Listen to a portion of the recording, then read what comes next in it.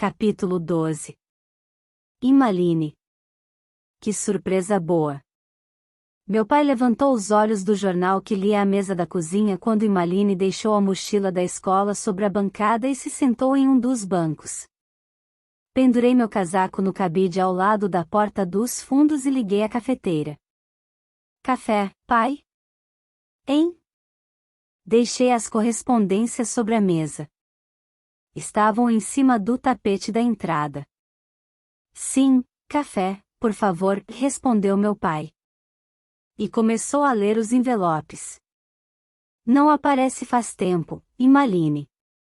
Muito ocupada? Bem, sim, as provas estão chegando, nesses dias quase não saio de casa, respondeu Imaline. Meu pai dobrou o jornal e olhou para mim. É mesmo? Ana parece nem parar em casa. Ela tem ido a Londres quase todos os dias. Fico surpreso por ela conseguir se lembrar dos estudos. Pai, minha avó teve um derrame. O que quer que eu faça? Disparei. Lamento que ela tenha programado tão mau momento de ter um colapso. Vou dizer a ela para ter um pouco mais de consideração quando agendar o próximo derrame. Ei, ei! Meu pai levantou a mão.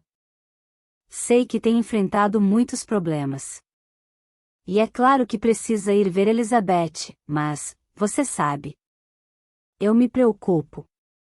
Faltam só 2 semanas para as provas finais, só quero que tenha um resultado justo. Isso é crime? A culpa comprimiu meu estômago. As provas seriam em 15 dias, mas eu ainda não havia contado ao meu pai que não estaria aqui para fazê-las. Também não estava estudando. Em vez disso, passava o tempo no quarto e na internet procurando voos baratos e pedindo vistos. Abby sabia a verdade, é claro. Imaline sabia, Marco sabia, minha avó sabia, era como se todo mundo soubesse, menos meu pai. E isso estava me matando, mas eu queria ter tudo ajeitado e pronto antes de falar com ele. Não confiava na minha determinação diante da sua reação. Falar com meu pai exigiria toda a coragem e resolução de que eu era capaz. Não queria deixar nenhuma brecha, nenhuma possibilidade de recuar. Os voos estavam reservados, eu decolaria em 10 dias. O visto sairia a qualquer momento. Depois disso, não faltaria nada além de contar a meu pai. E foi por isso, em parte, que convidei Imaline para vir esta noite. Uma espécie de jantar de despedida. Antes de tudo vir à tona. Contudo, por enquanto, meu pai ainda estava abrindo sua correspondência. Outra conta, e ele suspirou. Maldito comitê da água. É um direito básico do ser humano. Não deveria ser de graça? Deveria, concordou Imaline. Vou dizer àqueles malditos etíopes para mandarem de volta o poço artesiano pelo qual a escola pagou, é evidente que você precisa mais do poço que eles. Sarcasmo é a forma mais baixa de astúcia, meu pai respondeu com altivez. Conta do cartão de crédito, bom, não está tão dolorosa este mês. Obrigado, benzinho. Ele pegou a xícara de café e bebeu um gole. O que é isto? Meu pai virou um envelope para olhar o remetente. Embaixada russa? Finalmente alguma coisa mais excitante. Meu coração pulou na garganta, e as palavras ficaram represadas ali, tentando se libertar, mas presas. Meu pai aproximou o polegar da aba do envelope e o abriu, e eu só tive tempo para gritar um pai esganiçado antes de ele começar a ler a carta. Minha carta. A embaixada atendeu ao meu pedido de visto para ir visitar a Rússia? O rosto do meu pai era pura perplexidade. Que bizarro. Só então ele olhou com mais atenção para o destinatário. Espera, aqui diz senhorita Winterson. A embaixada aprovou sua solicitação, Ana? O que significa isso? Não pode ir à Rússia, você tem as provas. Pai, Comecei, mas não tinha mais palavras. Ele olhou para mim e se levantou, contornou a mesa e parou na minha frente, suas mãos estavam sobre meus ombros. Ana? E me encarou alarmado. O que é isso? Por favor, diga que tudo é só algum tipo de engano. Não é, e consegui responder. Sinto muito, pai, eu ia contar. O quê? Quando? Está dizendo que planejava não fazer as provas para as quais está se preparando há 2 anos e ir viajar? Sozinha? Não vou sozinha, eu disse e percebi imediatamente meu erro. Vai com quem? Com Abby. O quê? A voz de Immaline era um eco assustado do choque de meu pai. Sim, eu vou com Abby, mas não desse jeito, pai, e expliquei ao ver a cara dele. Como amigos. Mas você não pode, meu pai protestou, balançando a cabeça como se quisesse se livrar de alguma ideia maluca, libertar-se. Você tem as provas. Por que agora? Por que não em 2 meses, pelo amor de tudo que é razoável? Porque podemos não estar aqui em 2 meses. Porque, no ritmo em que as coisas vão, Elizabeth provavelmente estará morta. Porque, se continuar solto, o espião irá derrotar o Zealdita e vai destruir Londres nesse processo. No entanto, eu não podia dizer nada disso, não para meu pai. Só consegui balançar a cabeça tentando não olhar para seu rosto chocado, zangado, magoado. Eu proíbo, meu pai falou, e de repente sua voz era dura. Sou seu pai e não vou permitir nada disso. Sou adulta, respondi. Tenho 18 anos, lembra? Posso fazer o que eu quiser. O que vai fazer, me prender? Você é uma criança. E aquele homem, aquele maldito Goldsmith, ele devia ter mais juízo. Você não vai para a Rússia sozinha, e certamente não vai com Abby Goldsmith. Se ele insistir, eu vou processá-lo. Por quê, pai? Perguntei, cansada. Por ser meu amigo? Ana, seja razoável. Meu pai pediu com desespero. O que quer que eu diga? Sim, tudo bem, desista das provas, vá para a Rússia com um homem que mal conheço e em quem não confio, você tem minha bênção? Primeiro, não vou desistir das provas, expliquei, tentando manter a voz firme, na medida do possível. Pai, você não sabe o que tenho vivido, eu saí dos trilhos há muito tempo. 7, minha avó, tudo. Tudo tem sido demais. É melhor assim. Eu vou voltar, pelo menos esperava voltar. No ano que vem estarei melhor, com os pensamentos mais organizados, e então farei novamente as provas para a universidade. Não vai adiantar nada tentar agora, eu sei que não vou passar. Além disso, Immaline interferiu, ela não vai só com Abby. Eu também vou. Exclamei. Cala a boca, ela disse, irritada. Obrigada por não ter me encrencado com seu pai, mas não adianta mais guardar segredo.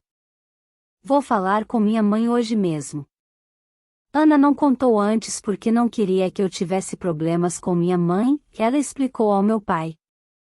Sabíamos que nenhum de vocês ficaria satisfeito, mas pode ficar tranquilo, porque Abby não vai atacar ninguém. Ana e eu vamos dividir um quarto. Immaline, pare com isso, pedi, aflita.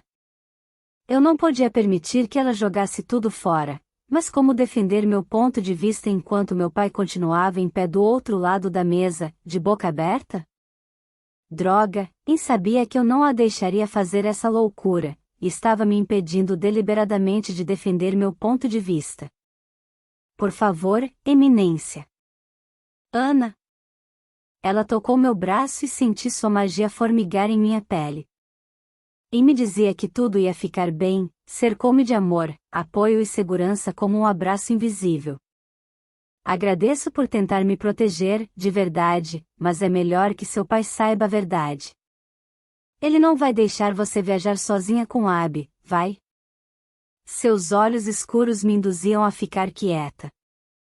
Então, dizer tudo isso a ele, é o único jeito. Dizer a ele? Falei dentro da minha cabeça. Está só dizendo isso a ele, para fazê-lo ficar quieto, certo?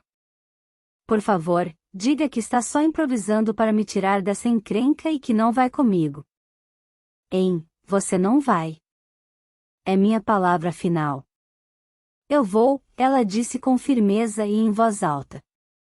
Volto a fazer as provas para a universidade no outono.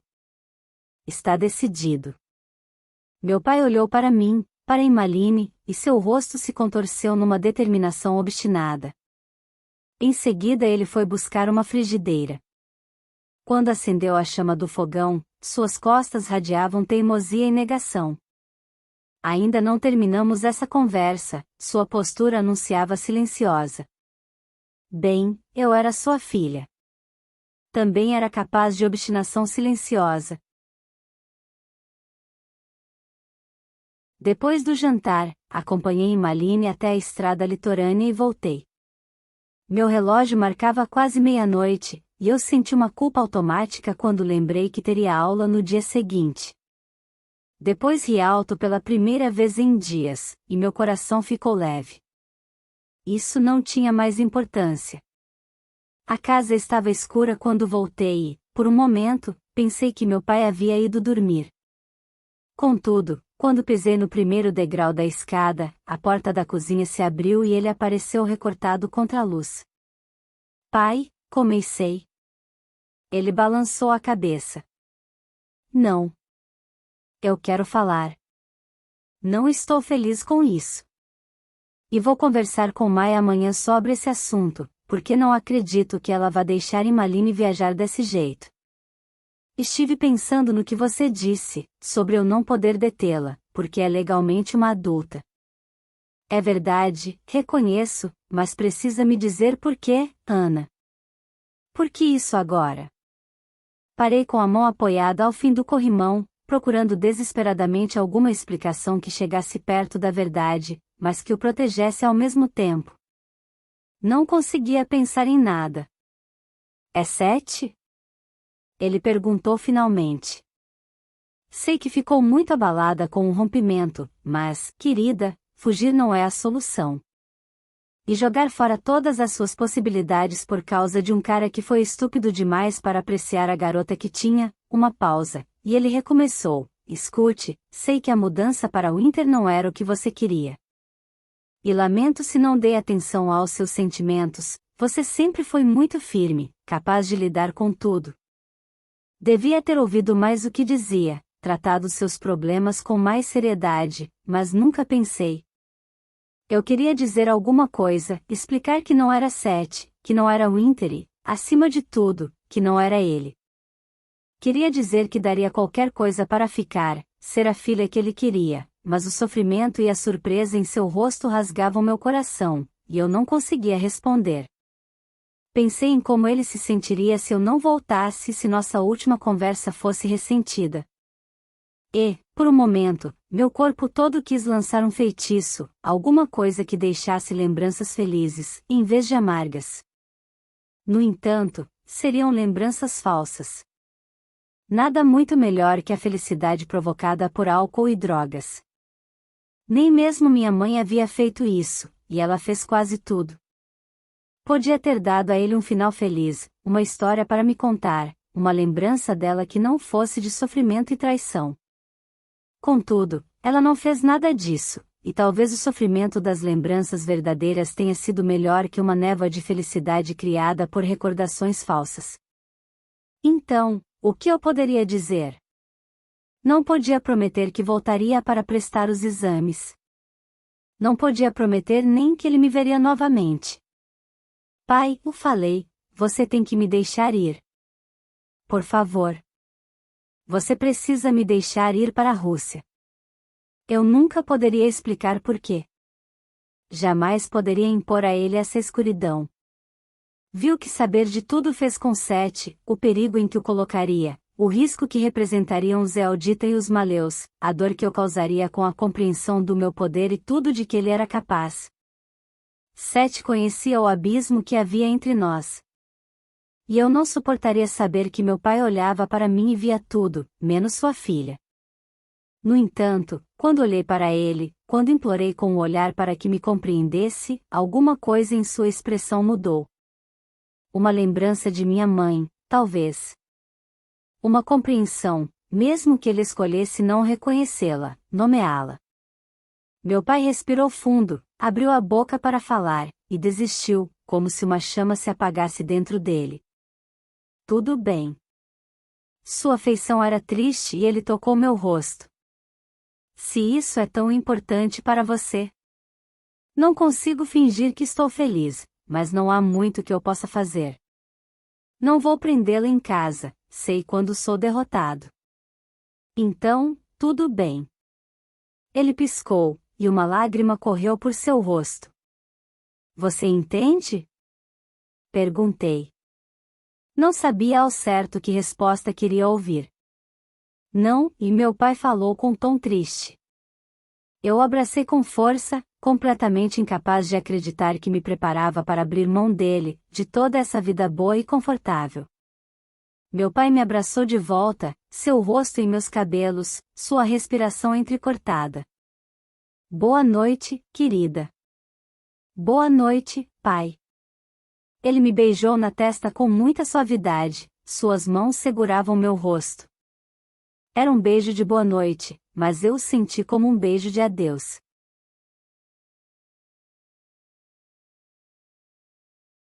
Capítulo 13.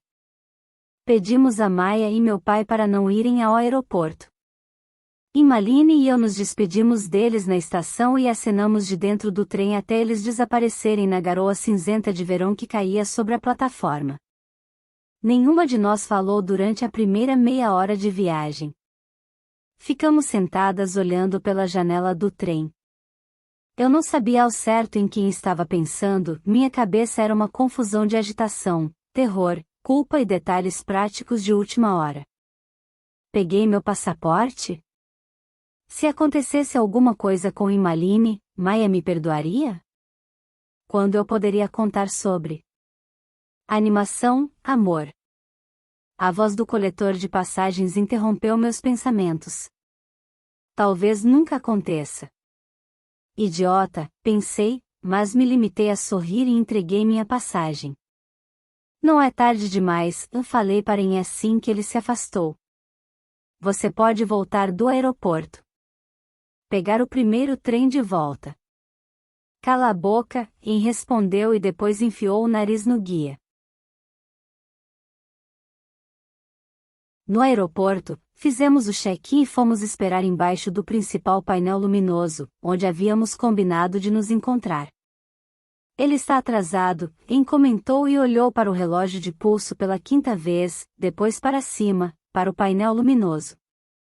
Dirija-se ao portão de embarque, anunciava a atualização ao lado do voo para São Petersburgo. E comecei, nervosa, tem uma coisa que não tive oportunidade de mencionar. Eu ainda não havia contado a ela. Nem a Abby. Minha desculpa era que, na correria dos últimos dias, não tive tempo, e Marcos não havia confirmado completamente, de qualquer forma, mas... Ah, aí vem ele, Gwen falou com tom aliviado.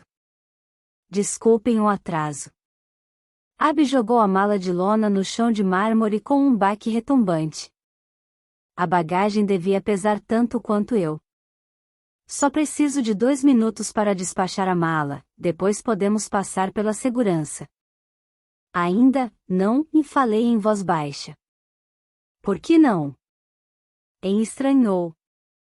Ah, não, você não esqueceu o passaporte, não é? Eu perguntei. Não é o passaporte. Não. É que... Precisamos esperar. Marcos. Marcos. Imaline repetiu, ao mesmo tempo em que Abby falou uma palavra muito, muito rude. Sim. Por quê? Porque ele também vai. O quê? E Malini reagiu. Por favor. De repente o rosto de Abby ficou sombrio. Por favor, diga que está brincando. Não. Então, quando vi a incredulidade no rosto de cada um deles, divertida no caso de Malini, descaradamente furiosa no de Abby, comecei a gaguejar explicações. O que eu podia fazer? Não podia simplesmente mandar o cara sumir. Sim, podia. Abby explodiu. Isso não tem nada a ver com ele. Abby, o pai dele foi morto pelo espião. Como pode dizer que não tem nada a ver com ele? Você não sabe nada sobre ele. Sei que fala russo, o que não pode ser tão ruim. E sei que quer caçar o espião ainda mais do que eu. E se o espião for sua mãe? Abby falou com tanta brutalidade que me encolhi e desviei o olhar. E daí? Ele conheceu minha mãe e respondi em voz baixa. Amava minha mãe. Marcos tem tanto direito sobre ela quanto eu. Abby, mesmo que você não goste disso, Marcos tem o direito de ir. Então, ele fez chantagem emocional para convencer você a aceitá-lo nessa viagem? Que bom. Não foi chantagem, ele me pediu um favor. De qualquer maneira, quem é você para falar em chantagem? O rosto de Abby se fechou e endureceu e, por um momento, pensei que ele diria alguma coisa muito feia. Contudo, ele apenas olhou por cima do meu ombro, e sua expressão passou da fúria ao desgosto. Ana! Marcos chamou. Ele caminhava apressado entre as pessoas e me beijou nos dois lados do rosto quando se aproximou de nós. Depois, antes que ela pudesse protestar, Marcos repetiu o cumprimento com Imaline, que se assustou com o gesto. Pela primeira vez desde que o conheci, ele não usava um terno. Em vez disso, vestia uma jaqueta barboura e calça cargo. Oi, Abby, Marcos falou. Era minha imaginação ou havia um toque de humor em sua voz quando ele olhou para o rosto de Abby? Bem, e ele disse depois de uma breve e inútil espera, não temos mais nada para fazer aqui. Podemos ir? Sim, Abby respondeu por entre os dentes. Tem razão. Não temos mais o que esperar. Suspirei. Seria um longo voo. O voo aterrissou de madrugada. Nós saímos do terminal e esperamos bocejando enquanto Marcos pagava os carregadores e negociava em russo com o motorista de táxi. Continuamos em silêncio no táxi. Marcos não falava porque estava dormindo, sua cabeça balançava apoiada à janela do passageiro. Estava em silêncio porque lia um livro sobre o folclore russo, fazendo anotações na margem com um lápis. Abby estava quieto porque, bem, eu não sabia por que Abby estava quieto. Só sabia que estava. Ele viajava sentado entre Imaline e eu, seus braços estavam cruzados, seu rosto era sério e determinado. Quando minhas tentativas de puxar conversa não deram resultado, Imaline olhou para mim como se dissesse não perca seu tempo. Eu estava em silêncio porque São Petersburgo era linda. Não sei o que esperava da Rússia. Prédios de concreto. Neve. Arquitetura comunista. Nada disso. Nada daquela pedra branca, das varandas em ferro forjado, das longas paisagens que se estendiam como em Champs-Élysées. Não esperava cúpulas douradas brilhando ao sol do amanhecer. Nem todo aquele céu e toda aquela água passando por nós, brilhantes mesmo aquela hora no início do dia. As ruas estavam desertas. É tudo tão quieto, comentei em voz baixa com Imaline. Noites brancas, o motorista, que havia entendido meu comentário, falou por cima do ombro no inglês com sotaque carregado. O povo dança, come e bebe até de manhã. O sol não se põe. A noite toda é de, como é a palavra? Ele falou alguma coisa em russo, algo que soava como soniaque, e franziu o senho. Depois explicou, Crepúsculo. A noite toda é de crepúsculo. Por isso chamamos de noites brancas, quando nunca escurece de verdade. Bebemos à noite e dormimos durante o dia. Hoje é sábado, então, dormimos. Viramos em uma esquina e eu não contive uma exclamação. Uma catedral se erguia diante de nós, suas cúpulas em espiral apontavam para o céu, cada uma delas em forma de cebola e cravejada de pedras, douradas e azuis sob o céu matinal. O motorista entrou em uma travessa, e o templo desapareceu. Que lugar era aquele? A Igreja do Salvador do Sangue Derramado, e Immaline falou sem levantar a cabeça. Construída no local do assassinato de Alexandre II. Legal, e resmunguei. São Petersburgo é uma cidade construída sobre sangue, disse o motorista. Sobre ossos, sobre corpos. É bonita, sim, mas é uma beleza construída sobre a morte. O que quer dizer? Perguntei. Ela foi construída sobre os ossos de escravos. É isso que está dizendo, não? Immaline questionou. O motorista assentiu. Muitos milhares de camponeses morreram para erguer São Petersburgo da lama.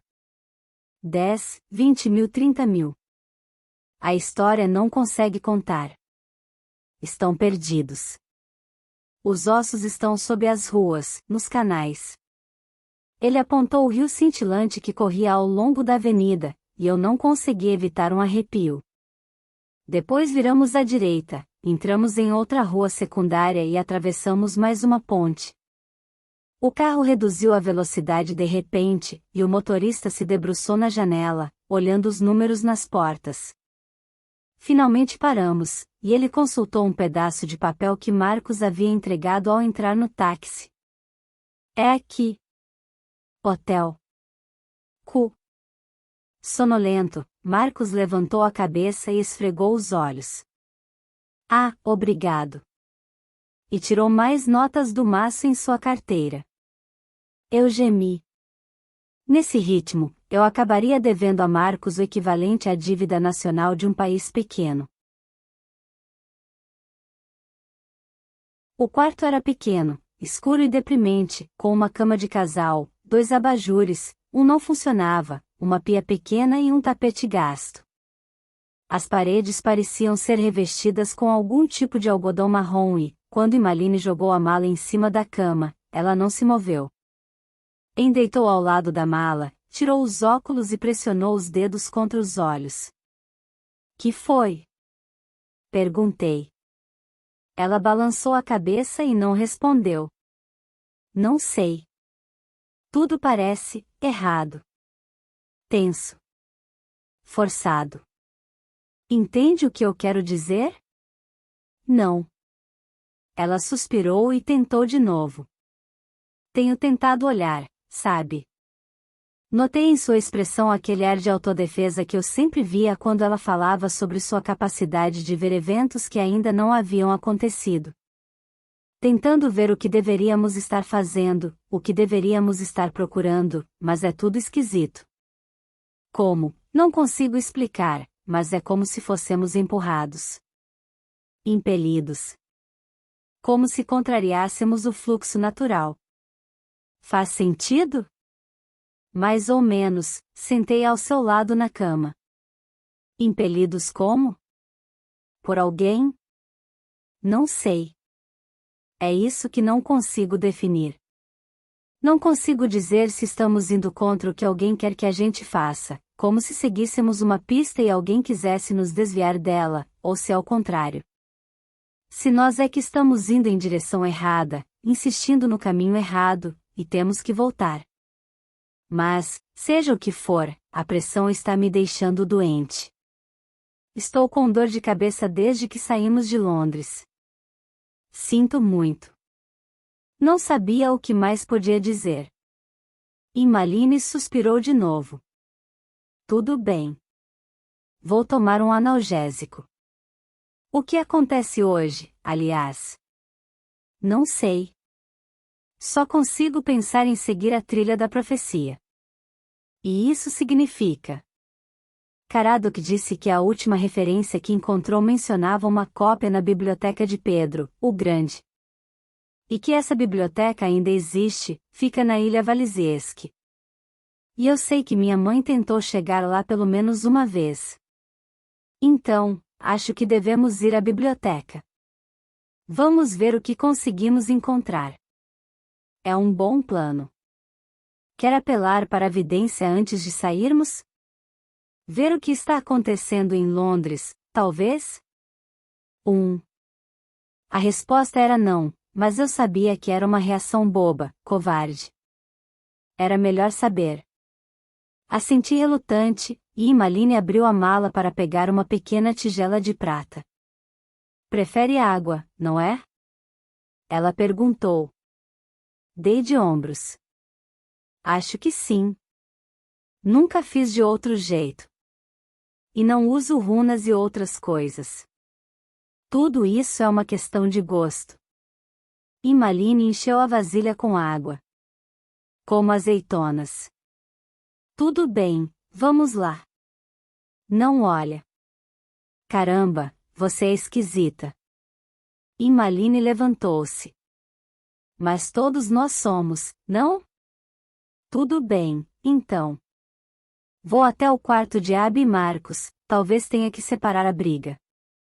Esperei até sair e fechar a porta, depois fui trancá-la com a corrente e só então coloquei a tigelinha em cima do criado mudo e baixei o rosto para a água. Vó, disse para mim mesma com firmeza. Vó. Pensei em Elizabeth na cama branca e alta, na senhorita Vane se movimentando em torno dela. Não pense em Sete. Pense em Londres. Londres. No entanto, a primeira coisa que vi não foi Elizabeth. Foi meu pai. Ele estava sentado à mesa de uma cozinha e, por um minuto, não reconheci o lugar. Depois me localizei, aquele era o apartamento de Elaine em cima do âncora. Elaine estava sentada ao lado dele, seu braço estava em torno dos ombros de meu pai, e meu pai estava de cabeça baixa, com o rosto enterrado entre as mãos. Quando ele levantou a cabeça, vi que tinha chorado. Meus olhos se encheram de lágrimas. Por um longo momento, observei os dois e lutei contra a dor que oprimia minha garganta, até que uma lágrima escorreu por meu nariz e caiu na tigela. E depois outra. A água tremeu e ondas se formaram, e a imagem se desfez. Quando a superfície ficou lisa de novo, Elaine e meu pai haviam desaparecido. Em vez disso, agora eu via minha avó. Ela estava deitada na cama, na mesma posição em que a deixei. Seus cabelos negros cobriam o travesseiro, e seus olhos estavam fechados. Embaixo das pálpebras finas, seus olhos se moviam inquietos, iam de um lado para o outro como se procurassem alguma coisa. Embora dormisse, ela não parecia descansar. Era como se lutasse para controlar alguma coisa, para conter uma maré. No entanto, ainda estava viva, pelo menos. De repente não consegui continuar. Espiar do outro lado do oceano sem poder fazer nada era muito difícil. Fechei os olhos, apaguei a imagem da silhueta embaixo dos lençóis brancos. Então levantei a cabeça da tigela e enxuguei as lágrimas dos olhos e do nariz. Quando abri os olhos, o sol havia desaparecido, nuvens pesadas e escuras encobriam o céu e a chuva lavava a janela. Pulei ao ouvir batidas na porta. Abri de repente puxando a corrente, e o rosto de Emmeline espiou pela fresta. Posso entrar? Por que passou a corrente na porta? Desculpe, desculpe. Pulei para trás e soltei a corrente para deixá-la passar. É claro que pode entrar. Não queria ter sido esquisita antes. É só que... Tudo bem. Eu entendo. Tudo bem em casa? Não. Mais ou menos. Não piorou, acho. E os meninos? Abby dormiu, Marcos saiu. O que vamos fazer? E de repente eu tive uma certeza. Não tinha mais que esperar. Não podia mais lamentar o que acontecia em Londres. Tinha que fazer algo concreto. Corajoso.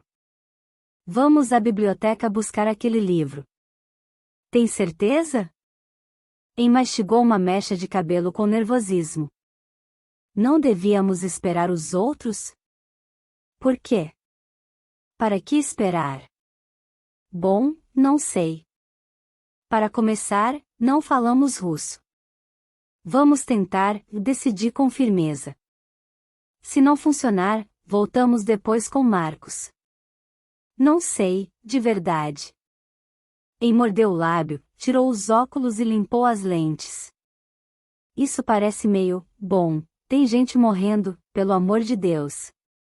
Está com medo? Perguntei com tom carinhoso.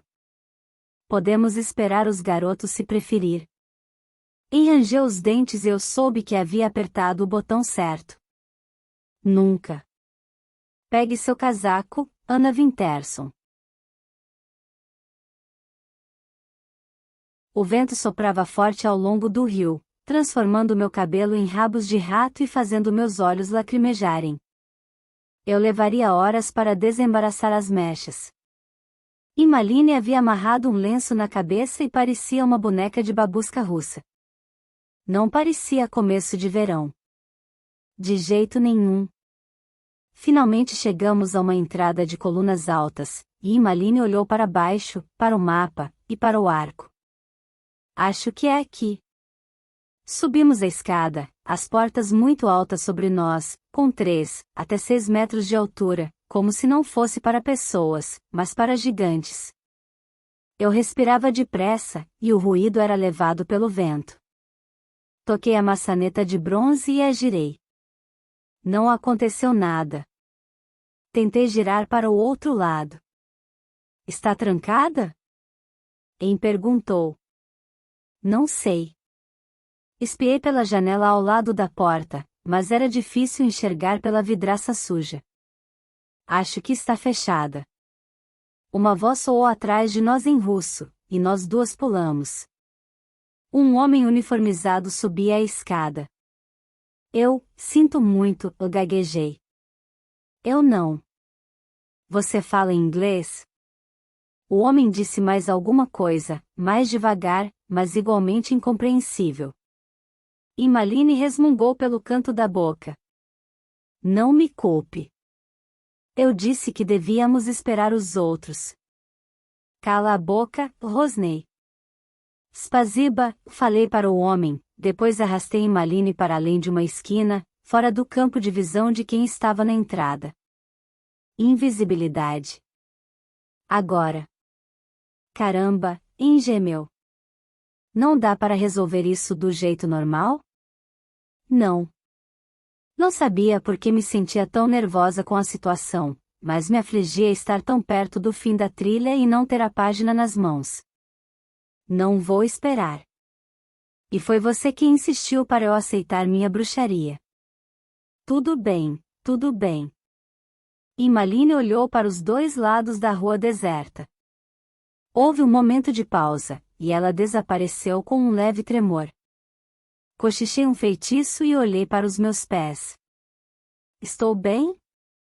Não consigo ver você. A voz sem corpo de foi quase encoberta pelo som do vento, se é isso que quer saber. Vamos. Estou exausta. Não quero ter que manter isto por muito tempo. Uma alameda ligava a rua ao pátio atrás do prédio principal. Fomos até lá e eu olhei em volta, procurando uma porta, uma grade de respiração, qualquer coisa. O pátio era silencioso, vazio. Ali havia mais abrigo contra o vento, e folhas e papéis dançavam nos rodamuinhos. Vi uma porta de madeira escondida em um canto do pátio. Arrastei Malini até lá, segurei a maçaneta e a senti estalar e render sob meus dedos. A porta se abriu, Malini e eu olhamos em volta e entramos, saindo do vento. Lá dentro era quente, muito quente, e percebi que estávamos no porão de um edifício. Canos se estendiam por um corredor mal iluminado, estalando e gemendo quando passávamos por eles. Entramos aleatoriamente em outro corredor. Depois de alguns minutos a mão de Immaline suava, e acho que a minha era igualmente quente e pegajosa na dela. Uma porta de madeira apareceu de repente à nossa esquerda e nós paramos. Olhei para a porta, depois para a presença invisível de Immaline no ar. Vamos? Perguntei, e meu coração disparou com antecipação. Vamos, e respondeu Eminência. Virei a maçaneta e, de repente, sem mais nem menos, estávamos na biblioteca de Pedro, o Grande. Entramos em um grande salão ocupado por muitas prateleiras, todas com o dobro da estatura de um homem, e sobre elas havia uma galeria com mais livros. O ar era pesado, impregnado pelo cheiro de livros antigos e capas de couro em decomposição. Olhei fascinada para as centenas de milhares de livros que recobriam as paredes da vasta biblioteca. Um deles podia conter o Enigma da Epifania, mas qual? Não havia ali nenhum leitor, ninguém nas longas fileiras de mesas sob as janelas altas. Partículas de poeira flutuaram em um raio de luz e desapareceram quando outra nuvem encobriu o sol. Ouvi Immaline suspirar ao meu lado e soube que, como eu, ela olhava para as vertiginosas pilhas de livros e se perguntava por onde começar. Senti a mão de Immaline puxar a minha e juntas começamos a andar lentamente pelas salas de leitura, procurando alguma coisa, alguma pista. As salas se desdobravam, quilômetros e mais quilômetros de livros. Percorremos salas de livros enormes, fileiras de livros estreitos, prateleiras de panfletos e mapas. Ali havia livros antigos, modernos, ilustrados e alguns com capas douradas e dorsos muito largos. Livros com títulos escritos em cirílico, e alguns em. Parei. Em esta sala. Todas as edições são estrangeiras. Não há livros russos. Acha que pode estar aqui? Bem, vamos começar a procurar. O ar tremeu como uma gigantesca onda de calor, e ela ficou visível. Acha que é uma boa ideia? Mordi o lábio. Estou muito cansada. O feitiço vai se esgotar logo, de um jeito ou de outro. Além do mais, não tem ninguém aqui. Tudo bem. Voltei a ficar visível, embora não pudesse deixar de olhar por cima de um ombro num gesto nervoso. De qualquer maneira, se alguém entrasse, seria menos terrível nos verem, em vez de se depararem com pilhas de livros saindo das prateleiras e páginas virando sozinhas. Joguei a bolsa sobre uma mesa perto da porta, depois olhei em volta e estudei as prateleiras cheias, os milhares de volumes que ocupavam aquela sala. Por onde começamos? Immaline perguntou. A dimensão da tarefa era assustadora. Achei ridículo que, de todos os feitiços que aprendi, nenhum fosse tão útil e sensato a ponto de servir para encontrar um livro perdido. Malditos bruxos! Ocupados demais se metendo com o clima e com os sentimentos alheios para pensar em algo tão útil quanto um encantamento para. Parei ao lembrar que minha avó havia me mostrado uma coisa quase por acaso uma vez, quando ela perdeu suas chaves. Estávamos na cozinha e ela usou a X, eu lembrei. Tentei encontrar ali algum objeto equivalente. Havia 2 lápis em cima de uma das mesas perto da janela, e eu corri para ir pegá-los. O que está fazendo?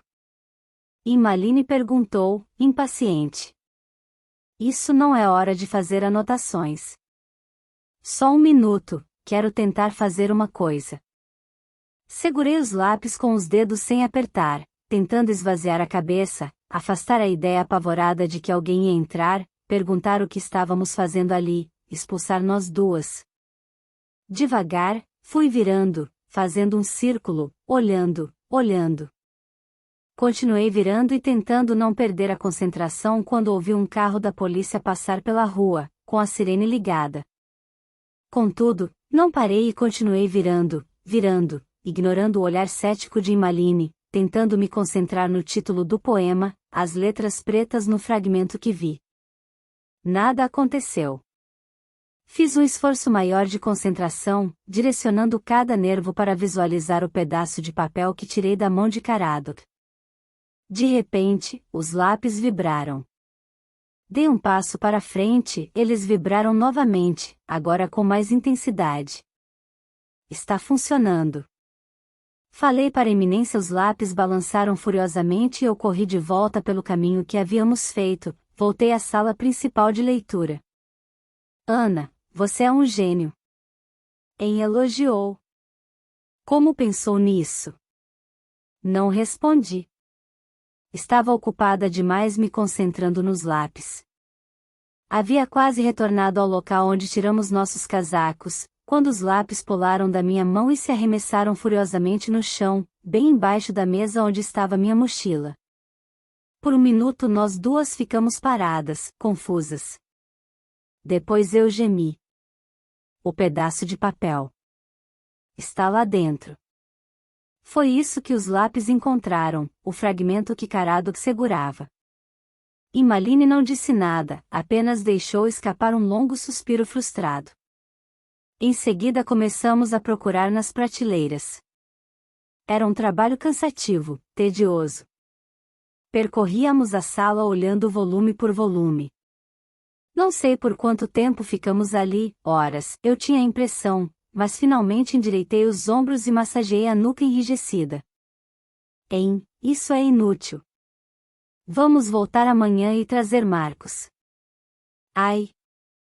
Immaline se levantou e se espreguiçou, e ouvi os estalos pavorosos de suas costas e do quadril. Estou destruída. Isso é ridículo. Está aqui. Tem que estar. Não vou deixar um sistema de arquivo medíocre me derrotar. Eu vou encontrar o poema, nem que seja a última coisa que eu faça. Posso ajudar? Perguntou uma voz feminina e com leve sotaque atrás de nós. Immaline e eu ficamos paralisadas, a expressão horrorizada no rosto de Anne refletia com tanta exatidão meus sentimentos que senti meu rosto com o mesmo semblante de choque. Uma mulher magra e de cabelos escuros se aproximava de nós, seus saltos estalavam no piso de tacos. Ela estendeu a mão. Sou Helena Bolchakov, bibliotecária da coleção estrangeira. Posso ajudá-las em sua pesquisa? Por um momento fiquei ali parada e boquiaberta. Immaline se recuperou primeiro e apertou a mão da mulher enquanto engolia em seco. B. Obrigada, ela disse ao cumprimentá-la. Seria ótimo. Vocês são estudantes? A mulher apertou minha mão e senti um rubor subindo pelo meu pescoço e para o rosto. Deus, eu era uma péssima mentirosa. Sim, confirmei. Mais ou menos. É um trabalho para a escola. Um projeto escolar.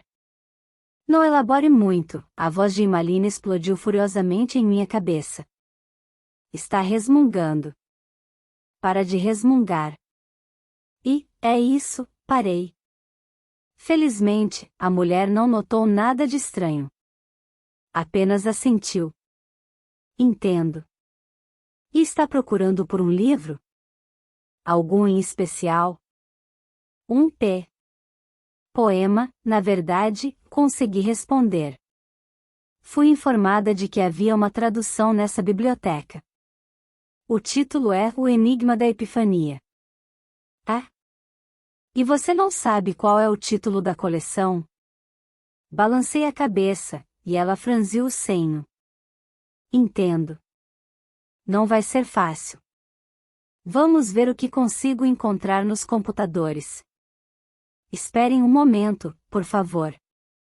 Já volto.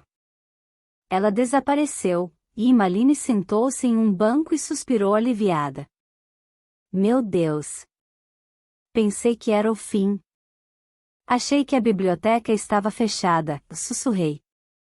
Por que ela não questionou nossa presença? Talvez acredite que temos uma permissão especial? Quem sabe? Melhor não perguntar. Não vou. Sentei-me ao lado de Anne e esperamos. Minhas mãos estavam suadas, e de repente uma delas escorregou pelo couro do revestimento do banco, meu braço dobrou e eu perdi o equilíbrio, caindo em cima de Immaline. Pelo amor de Deus, ela se irritou, mas ficou quieta. Ouvimos os passos animados no corredor, aproximando-se de nós. Eu fiquei em pé. Não pude evitar. Cruzei os dedos imitando o nó apertado que comprimia meu estômago. Então? Queria gritar. Encontrou? Ela segurava alguma coisa em uma das mãos, mas não era um livro.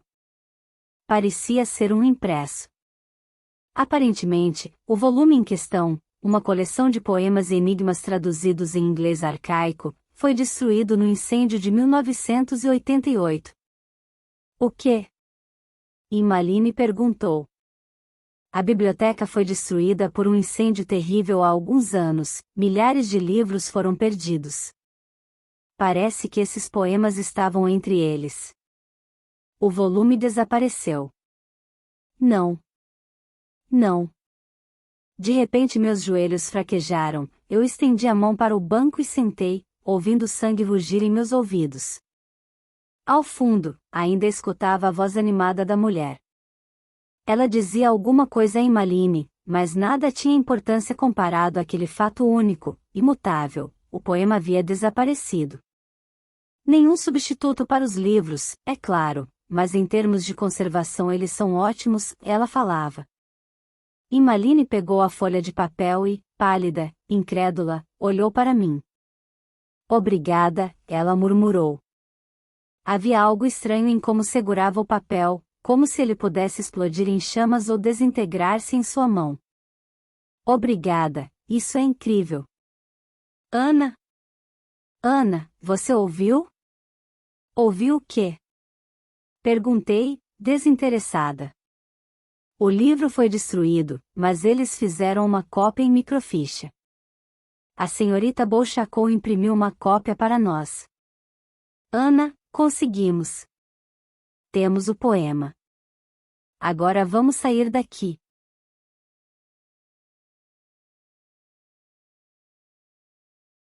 Capítulo 14. N. Não acredito nisso. Olhei de novo por cima do ombro.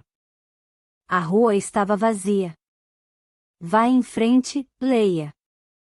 E insistiu. Balancei a cabeça. Agora não. Não posso. Não aqui. Ah, tudo bem, dá esse papel para mim, então. Franzi o senho, e ela estalou os dedos num gesto impaciente. Vai. Essa é a última cópia do poema e, possivelmente, a resposta para todas as nossas questões. Não tem um pequeno medo de perder esse impresso? Sim, é claro, mas tem certeza. PFF, ela bufou, um som que mesclava irritação e desdém, e tirou o papel da minha mão. O impresso tremulava ao vento, e ela começou a tirar uma bota. O que está fazendo? Assustei-me, mas dei risada quando endobrou a folha de papel e a enfiou na bota. Você tem visto muitos filmes de espionagem? Cala a boca, Vinterson. Encalçou o sapato e fez uma careta. Ah, que coisa desconfortável. Se eu ficar com bolhas, você vai ter que fazer massagem no meu pé. Começamos a andar novamente, seguindo em direção ao Rio Cinzento. Apesar das promessas de quase 24 horas de sol, vimos pouca luz solar desde aquela manhã. Nuvens negras vinham do mar, empurradas para o continente pelo vento ininterrupto. Agora estavam acumuladas no horizonte formando montanhas assombrosas, como um grosso cobertor cor de chumbo escondendo o céu.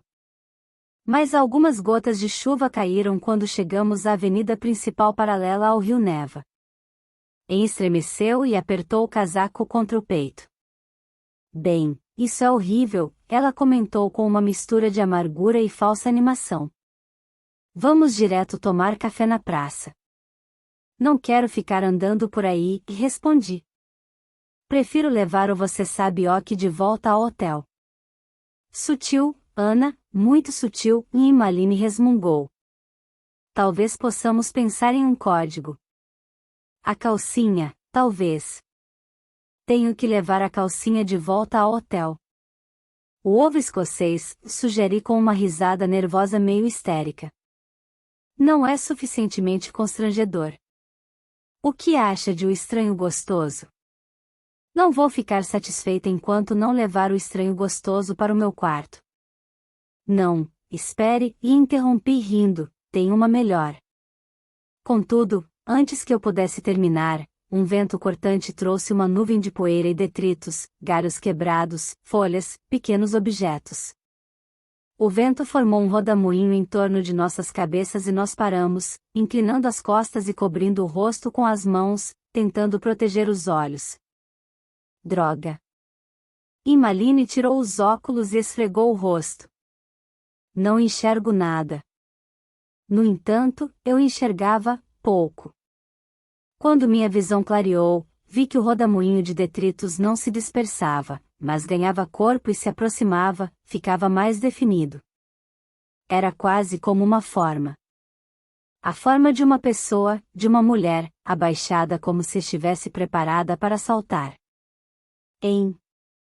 Gritei. Corre! Contudo, era tarde demais. A mulher estava na nossa frente, bloqueando o caminho, seus braços estavam abertos. Ela era bonita, mas vestia farrapos e trapos costurados que formavam uma túnica gasta. Ela não parecia sentir frio. Seus olhos eram azuis e os cabelos voavam, uma crina de medusa formada por serpentes brancas batidas pelo vento. Ela gritou alguma coisa em russo, depois uma palavra que soou como pare. Emmaline e eu viramos e começamos a correr em direção oposta. Eu olhei para trás. Parem! A bruxa gritou correndo atrás de nós. Ela berrou um feitiço em russo e meus pés ficaram pesados, arrastaram-se no pavimento, e eu tropecei. Meu andar ficou lento, terrivelmente pesado, como se meus pés fossem feitos de chumbo. Ao meu lado, tropeçou e caiu, e eu agarrei a mão dela e a pus em pé novamente. Vir! Exclamei. O peso diminuiu e seguimos em frente cambaleando, tentando fugir, mas progredindo lentamente como em um pesadelo. Pior, seguíamos para um beco sem saída, nada além da correnteza lenta do rio na nossa frente. Olhei para a água, depois para e vi o mesmo pensamento aterrorizado nos olhos dela. Pular ou lutar? Então vi uma passagem entre dois prédios. Por aqui, Carfei, e nós duas fizemos uma curva e corremos para a viela. A bruxa gritou mais alguma coisa em russo, a voz áspera e estridente. Não compreendemos o que ela disse, e, quando olhei para trás, eu a vi apontando imperiosamente para um carro, um Mercedes reluzente. O carro rangiu e começou a deslizar pela rua, seus pneus faziam um barulho característico de borracha em atrito com o asfalto. Houve um horrível estrondo de metal contra a pedra e o automóvel parou na entrada do beco, bloqueando a passagem. Rostos assustados surgiram nas janelas dos apartamentos lá em cima, mas a bruxa abriu a boca e rugiu como um leão. A explosão de magia sacudiu as paredes dos edifícios em volta, e os rostos desapareceram, os ocupantes sumiram. Eu senti a respiração da mulher como um vento escaldante no rosto, sua magia queimava como uma nevasca, cortando a pele, penetrando no sangue e nos ossos. Sua vadia! Emmaline gritou. Ela levou o punho fechado para trás e disparou um violento raio de magia contra a bruxa, um golpe forte o bastante para matar um apartado, se um deles entrasse no caminho nesse momento. No entanto, a feiticeira riu e desviou o ataque como se anulasse os golpes de uma criança. Depois ela soprou. De repente, o ar era frio como um vento da Sibéria. Quando tentei mover os pés, eles resistiram. Olhei para baixo e percebi que a chuva havia formado uma camada de gelo, e meus sapatos estavam congelados e colados ao pavimento de concreto. Em pânico, fiz força tentando soltá-los e consegui tirar os pés dos sapatos. Contudo, meus dedos já estavam adormecidos. O rio neva congelava. Uma camada de gelo cobria os automóveis e as lâmpadas da rua. No entanto, O mais aterrorizante, o que realmente me fez tremer, foi que a bruxa parecia não se importar com quem havia, não se incomodava com o que os apartados podiam pensar. Nenhuma regra a restringia. O que ela havia feito com os rostos nas janelas? Olhei para seu rosto bonito e furioso, para seus grandes olhos azuis, seus pés descalços sobre o solo gelado. Seu cabelo de medusa estava recoberto de gelo. Quem é você? Perguntei batendo os dentes. Quase não conseguia falar. Ao meu lado, Immaline tremia violentamente, tremia tanto que quase nem era um tremor, era mais uma convulsão. Eu vim, amiga, a bruxa respondeu com voz rouca. Ela sorriu, e vi seus dentes pretos e quebrados. Eminência. Temos que correr, eu falei. Vê. Vai, Ian respondeu, rangendo os dentes para parar de batê-los. Arrancamos os pés do pavimento, passamos por cima do capô do carro amassado e corremos. Nossa respiração formava nuvens brancas no ar gelado. Nossos pés escorregavam nas pedras congeladas do calçamento, nossos dedos quase grudavam nas grades de metal onde tentávamos nos amparar. E, atrás de nós, eu ouvia o ruído constante e tranquilo da bruxa nos perseguindo. Viramos em ruas secundárias aleatoriamente, sentindo seu hálito gelado em nossas costas. Fazia frio. Muito frio. Minhas costas estavam suadas, mas isso só me fazia tremer ainda mais quando o vento gelado me atingia. Eu ouvia o eco da minha respiração e o arfar desesperado de Immaline. Então viramos uma esquina e o Neva estava na nossa frente, passando por baixo de uma ponte. E eu reconheci nosso hotel do outro lado da ponte. Vamos! Solucei, e obrigamos nossas pernas cansadas a fazerem um último esforço, uma explosão de velocidade.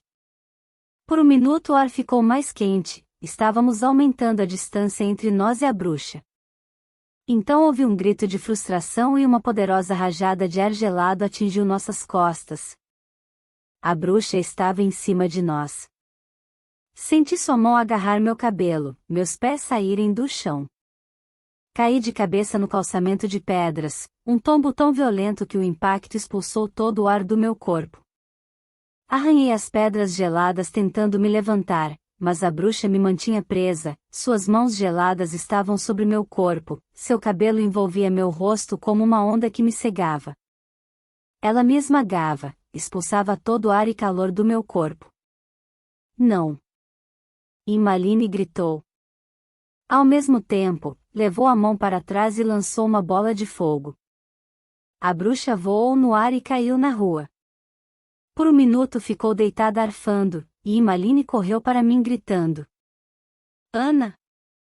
Levante, corra! No entanto, antes que ela pudesse me alcançar, a bruxa atacou novamente.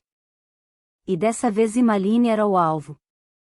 A magia girava em torno de nossas cabeças, neve e fogo se misturavam numa dança fascinante, envolvente. O ar se encheu de ruídos, chiados e borbulhas, e senti cheiro de queimado e medo. Vi o rosto de Immaline dominado pela cor das chamas e pela agonia. Ela e a bruxa estavam presas em um abraço mortal, as duas gritavam feitiços, suas vozes eram ásperas e incompreensíveis. Fumaça, magia e vapor compunham o cenário que nos cercava.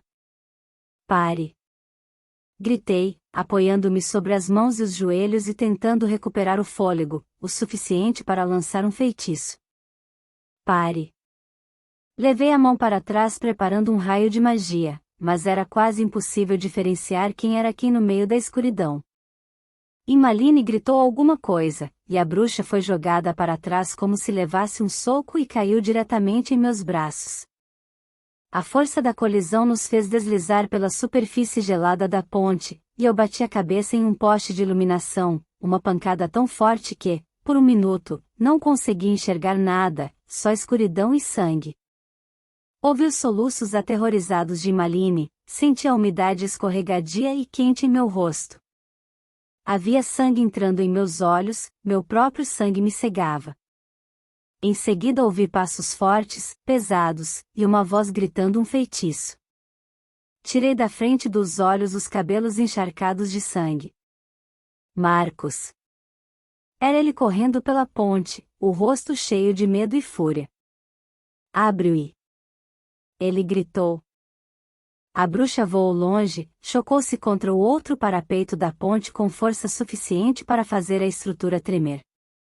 Marcos disparou outro raio, e o parapeito gemeu. Uma grade se rompeu com um barulho que lembrava um tiro. Smert! Berrou a bruxa. Ela levantou a mão e Marcos imitou o gesto, ambos preparados para desferir um golpe devastador. Contudo, Marcos foi mais rápido. Um raio de luz branca brotou da palma da mão dele, e a bruxa gritou. Lascas de gelo flutuavam no ar que ela expelia como adagas, depois as grades tremeram e rangeram com um ruído metálico, e de repente ela desapareceu, os pedaços retorcidos da cerca indicavam o lugar de onde ela havia caído. Ouvimos o barulho quando seu corpo se chocou contra a superfície gelada do Neva. Por um minuto eu não fiz nada. Fiquei ali sentada ofegante, mas o silêncio se prolongou e eu me arrastei até o parapeito para olhar para baixo. Não tinha nada lá, só um buraco escuro no gelo e alguma coisa se debatendo na correnteza, embaixo da superfície gelada. Pouco depois eu não conseguia ver nem isso. Do outro lado da ponte, Imaline se levantou com dificuldade. Ficamos paradas por um momento, depois caminhamos cambaleantes uma em direção à outra e nos abraçamos. Meu Deus, em sua cabeça. Ela me alertou. Ana, sua cabeça. Tudo bem. Toquei a parte de trás da cabeça com cuidado, depois me encolhi. Não estava nada bem. A textura esponjosa sob meus dedos era horrível, assustadora. No entanto, eu estava viva, e isso era o principal. Nós nos afastamos e olhamos uma para a outra. Eu procurava ferimentos no rosto de Anne, mas, incrivelmente, ela parecia estar bem. Você parece ter acabado de sair de uma briga de bar, e Anne comentou. Levei a mão ao rosto e senti o sangue seco, depois cuspi na manga da blusa e a esfreguei pelo rosto. Só Deus sabia que aparência eu tinha e, se eu pudesse evitar, gostaria de não ser presa por lesão corporal. Meu cabelo era escuro, pelo menos, se conseguisse limpar um pouco o rosto, provavelmente voltaria ao hotel sem chamar a atenção. Eu ia perguntar a Imaline se ela tinha um lenço quando ouvi uma mistura de rosnado e gemido atrás de nós e nos viramos horrorizadas. Marcos. Ele estava caído sobre o parapeito da ponte, seu rosto estava pálido. Seus olhos estavam abertos, mas havia sangue na camisa. Muito sangue. Corri e me ajoelhei ao lado dele sobre as pedras. Ainda eram frias, mas não estavam mais congeladas. O que aconteceu? Gaguejei. Droga, de lasca de gelo, aquela maldita bruxa. Olhei para a camisa dele, mas o gelo havia derretido. A água do descongelamento se misturava ao sangue. Temos que estancar o sangramento, o falei, abalada. Em seguida comecei a afastar a camisa para ver o que havia embaixo dela. Sai. Ele grunhiu, a voz distorcida pela dor. Marcos me empurrou com um braço e protegeu o corpo com o outro, mantendo uma distância física entre nós. Não toque em mim, por favor. Havia suor em seu rosto, e sua pele era cor de argila. Cristo! Imaline olhou para mim horrorizada. O que vamos fazer? Ele está morrendo? Não estou morrendo, disse Marcos, rangendo os dentes para suportar a dor. Mas precisamos sair daqui. Agora. Você não está em condições de se mexer, eu disse. Quero ver o ferimento, por favor. Eu posso ajudar a curar. Se tocar em mim, eu mato você. Quase acreditei na ameaça, mas os olhos dele se fecharam, e compreendi que o que parecia ser fúria era, na verdade, uma dor insuportável, uma dor forte demais para alguém poder lidar com ela. Imaline tentava usar o celular para falar com Abby, acho, mas depois de um tempo ela balançou a cabeça e, mordendo o lábio, olhou para os dois lados da ponte. Marcos tem razão, não podemos ficar aqui. Aquela vadia não se importou com quem estava vendo tudo. Metade da KGB deve estar a caminho, sem mencionar as autoridades que policiam a magia neste fim de mundo. Como vamos levá-lo para casa? Eu posso andar, o Marcos gemeu. Olhei para ele. Era difícil acreditar que pudesse andar. Marcos parecia estar perdendo todo o sangue do corpo. Contudo, ele se levantou com um ruído que parecia um soluço e, apoiando-se em meu ombro, realmente conseguiu dar um passo. Imaline correu para o outro lado para ampará-lo, Marcos deu mais um passo. E outro. E conseguiu. Cambaleando, ele se arrastava dolorosamente apoiado em mim e em Imaline. Passando o braço em torno de seu corpo, amparávamos todo o peso que podíamos. Depois de alguns passos, meus músculos protestavam com veemência. O peso de Marcos parecia me esmagar, e minha cabeça começou a latejar como se houvesse um tambor batendo dentro dela, mas rangi os dentes e segui em frente com passos lentos. Por maior que fosse meu sofrimento, o de Marcos era pior. Estávamos na metade do caminho para o hotel quando viramos em uma esquina e quase tropeçamos em Abby. Ele parou, seu peito arfava. Ana, Eminência. O que aconteceu? Vim o mais depressa que pude. Fomos atacadas e resumiu. Ana e eu quase morremos. Marcos salvou a gente. E ele é pesado. Desculpe, Gabi falou, apressado. Ele empurrou Imaline para trás, tentando ocupar o lugar dela ao lado de Marcos, mas ela balançou a cabeça. Vai do outro lado. Ana teve uma concussão fraca, ou alguma coisa assim. Pela primeira vez, Abby registrou sangue seco em meu rosto e empalideceu. Não foi exagero quando disse que quase morreram? Não, Ian respondeu. Consegue andar? Abby me perguntou. Sim. Não muito bem, era verdade, mas melhor que Marcos. Abby me empurrou para o lado e amparou o peso de Marcos, deixando Imaline ajudá-lo do outro lado. Fui andando perto deles, ouvindo a respiração forçada de Imaline e os sons de agonia e dor que brotavam do peito de Marcos.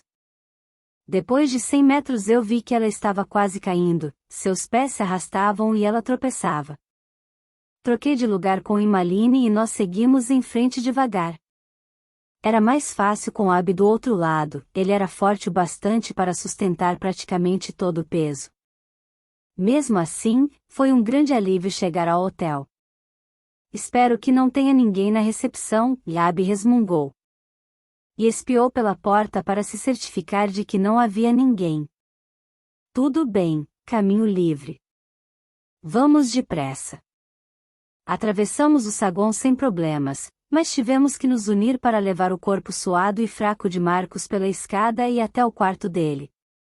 Abby o deitou de costas na cama e ele ficou quieto, os olhos fechados, a pele brilhando coberta por uma fina camada de suor. Posso examinar o ferimento? Abby perguntou. Suas sobrancelhas escuras se aproximaram numa expressão preocupada. Marcos balançou a cabeça, ainda de olhos fechados. Não. Por favor, deixe-me em paz. Posso ajudar a curar a ferida, Abby insistiu. Escute, sei que não somos amigos, admito que tenho sido um cretino, mas você salvou a vida de Ana e de Eminência, sou grato por isso. Aceite minha ajuda. Não, e Marcos repetiu. Ele abriu os olhos, e a determinação neles me intimidou. Não.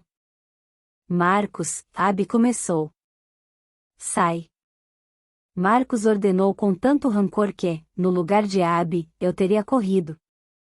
No entanto, Abby continuou ali, os braços cruzados, a expressão preocupada. Depois balançou a cabeça. Tudo bem. Não posso obrigá-lo. Se precisar de alguma coisa, estarei no quarto das meninas no fim do corredor. Posso ficar, Marcos? Perguntei. Ele balançou a cabeça. Não. Por favor, deixem-me em paz, todos vocês. Tudo bem, e falei, relutante. Ele fechou os olhos, e nós saímos do quarto. No nosso quarto, eu falei. Tire a bota, Eminência. Depois que dermos uma olhada na sua cabeça, ela respondeu. Por favor, só quero. Ana, você é idiota? De que vai adiantar ter um pedaço de papel se morrer de hemorragia cerebral? Papel? Abby olhou para mim. Nem queira saber, e falou com tom amargo. O motivo de toda essa confusão está dentro da minha bota. É a profecia. Contei, desesperada. Você não entende? Nós a encontramos, era isso que ela queria. Tudo bem, eu entendo, mas acho que está certa, Abby opinou. O enigma durou até aqui, acho que pode esperar mais alguns minutos. Quero ver sua cabeça. Ele me fez abaixar a cabeça, tateando com delicadeza a parte de cima, mas não disse nada nem quando soltei um palavrão e me afastei ao sentir seus dedos em uma região dolorida. O que você acha? Em perguntou. Abby deu de ombros, mas seus olhos eram preocupados. É difícil dizer. Tem muito sangue, não consigo ver direito. Vou lavar, avisei e então me aproximei da pia. Não. Abby protestou, ao mesmo tempo em que gritou para eu não fazer isso. Por que não? Porque, se tiver acontecido alguma coisa mais séria, não quero que pedaços do seu cérebro desçam pelo ralo, explicou Abby. Escute, estou consciente, andando, falando. Acho que vou ficar bem. Só quero tirar o sangue do cabelo para você poder ver o ferimento. Abby olhou para Emmaline, e percebi que eles trocavam uma mensagem silenciosa, como se dissessem, o que fazer com alguém como ela? Tudo bem, Abby concordou finalmente. Mas é melhor me deixar ajudar. Não quero que jogue no ralo nada vital. Ficamos em pé ao lado da pia, e Abby jogou xícaras e mais xícaras de água morna no meu cabelo, enquanto a cuba se tingia de vermelho como o ralo de um açougue. Enquanto ele lavava meu cabelo, Emmaline falava, informando sobre a descoberta do poema, o confronto com a bruxa, nossa tentativa frustrada de fuga e como Marcos apareceu para nos ajudar. Abby continuava quieto. De vez em quando eu sentia os dedos de Abby explorando com cuidado a região no alto da minha cabeça, certificando-se de que ele não estava piorando as coisas. Um odor horrível invadia o quarto, era como o cheiro de um abatedouro, sangue e água quente misturados formando um vapor de cheiro forte. Finalmente o vermelho na pia foi ficando rosa, e senti que o coágulo em minha cabeça havia dissolvido quase completamente. Me deu uma toalha para cobrir os ombros, e eu me sentei em uma cadeira ao lado da janela, embaixo da luz, enquanto ela e Abby examinavam minha cabeça. Não é tão grave quanto parece, Abby falou finalmente. Acho que só perdeu um pouco de pele e cabelo, mas estou realmente preocupado com a concussão. Falou que a pancada foi forte. E daí? Acha que devo ir a um pronto-socorro russo e esperar a bruxa aparecer? Abby franziu o senho e enfiou as mãos nos bolsos do jeans. O que sugere, então? Emmaline perguntou. Já bati a cabeça antes e contei. Lembro o que disseram na última vez. Acho que sei a que tenho que estar atenta. Ah, você é impossível, e irritou-se. Depois suspirou. Tudo bem, acho que não há mais nada a fazer. Ela se sentou na cama, tirou a bota, e um pedaço de papel caiu no chão. Por um momento eu não fiz nada, não conseguia. Meu coração batia forte demais, minhas mãos estavam frias e dormentes e, por um segundo, perguntei-me se Imaline e Abi não estavam certos, se eu não estava à beira de uma espécie de aneurisma. Então peguei o papel e o desdobrei.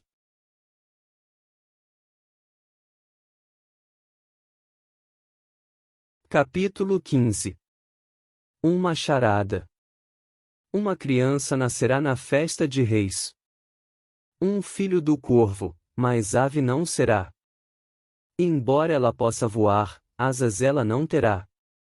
Nascerá em um dia sombrio, mas trará alegria.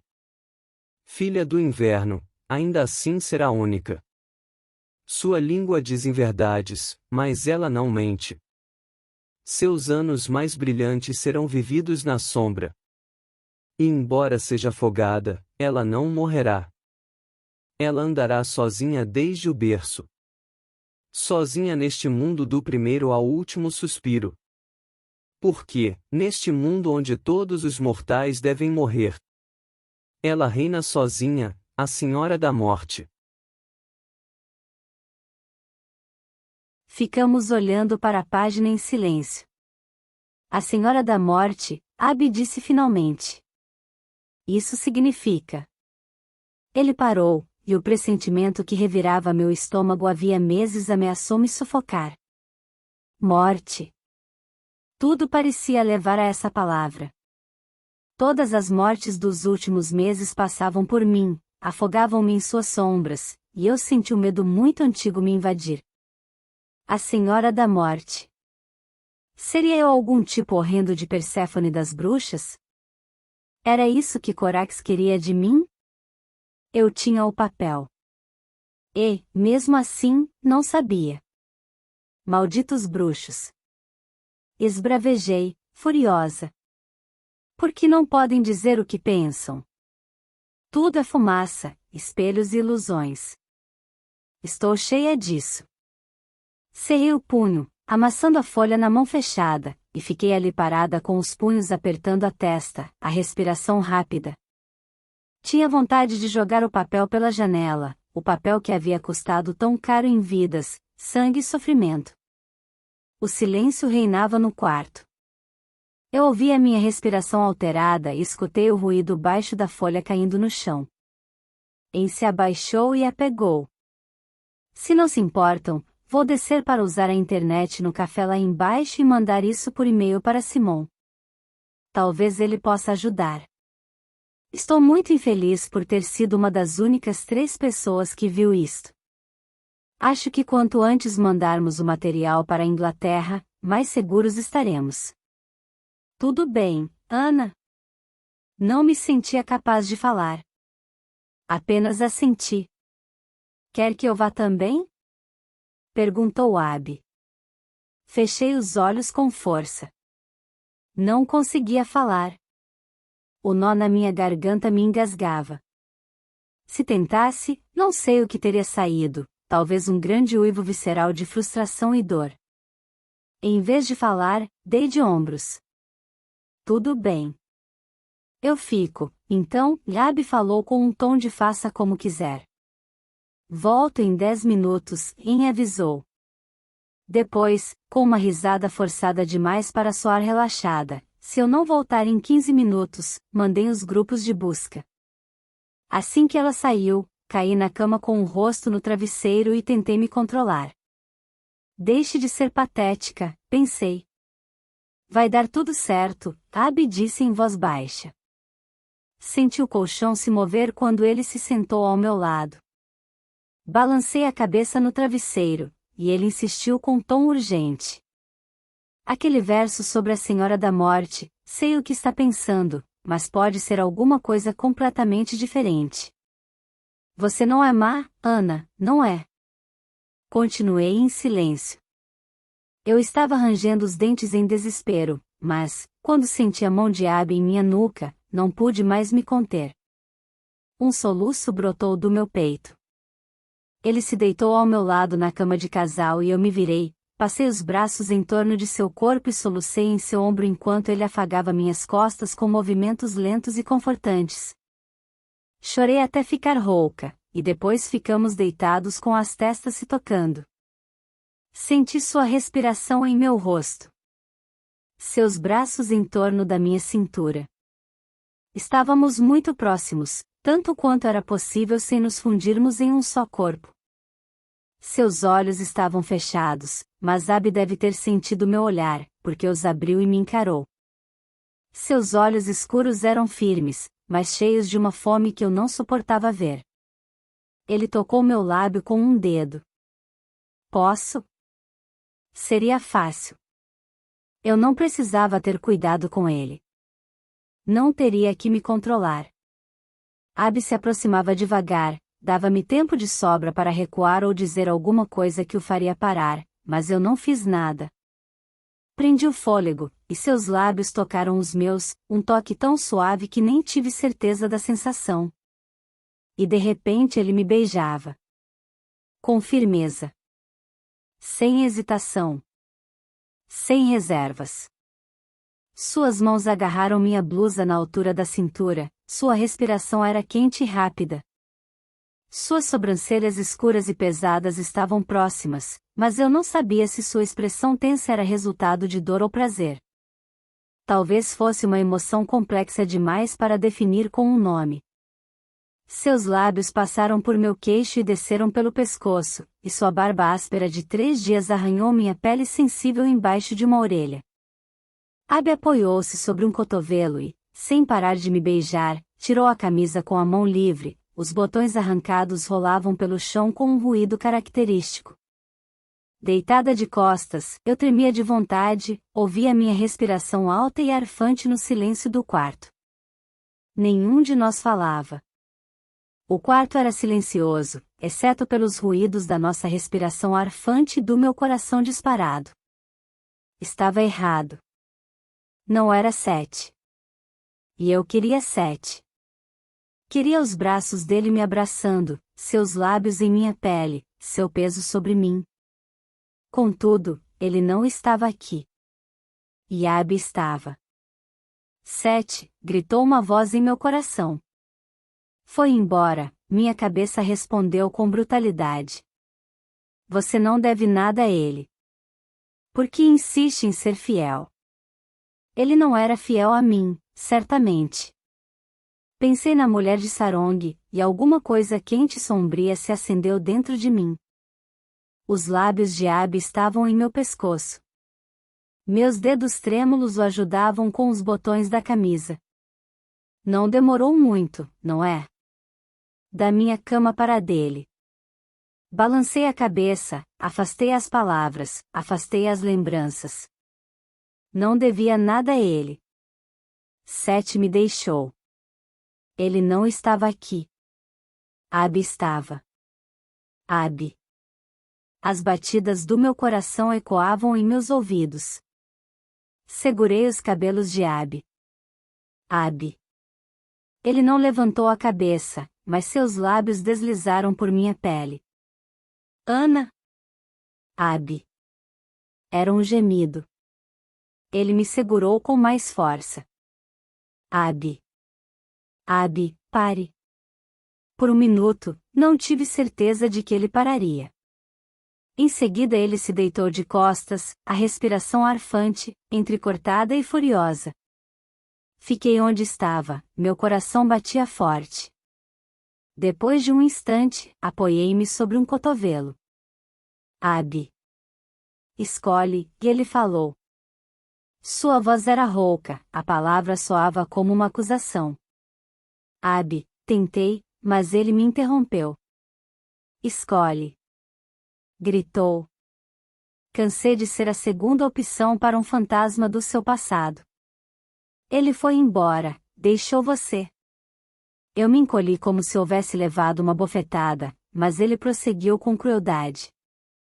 Suas palavras rasgavam nós dois da mesma maneira. Não pode passar a vida toda olhando para trás. Estou aqui, Ana. Eu quero você. Ele parou e rangeu os dentes, e havia tanta tensão no gesto que vi os tendões de seu pescoço salientes. Eu amo você. Abby, queria muito responder também amo você. E respondi. E essa foi a pior coisa. E eu sabia o que isso devia estar provocando nele, o que essas palavras custavam para ele, mas não ia chorar. Eu não ia chorar. Puxei os joelhos contra o peito e escondi o rosto entre as mãos. O silêncio se prolongou, durou tanto tempo que, finalmente, enxuguei os lados do rosto na manga da blusa e levantei a cabeça. Abby olhava para minha perna, onde o jeans havia subido e revelava um pouco de pele. Quando olhou para mim, vi em seu rosto uma emoção que podia ser choque ou medo. Abby, falei com a voz rouca. O que foi? Está me assustando. Sua cicatriz. Cicatriz? Repeti, confusa. Do ferimento, quando caiu na neve no inverno passado. Ela desapareceu. Levantei a calça e olhei para minha perna. Ele tinha razão. A cicatriz havia sumido. E não tinha a menor importância. Cicatrizes se apagam. Isso não é apagar, Ana. A marca desapareceu. Em quanto tempo? 6 meses? Não é possível. Eu vi a cicatriz. Marcas como aquela não desaparecem simplesmente. Aquele corte estava tão fechado quanto poderia estar. Nenhum poder na Terra teria feito desaparecer a cicatriz, nada, nenhuma força natural, nem magia. O que está dizendo? Perguntei, incomodada. Não sei. Ele levou a mão à cabeça.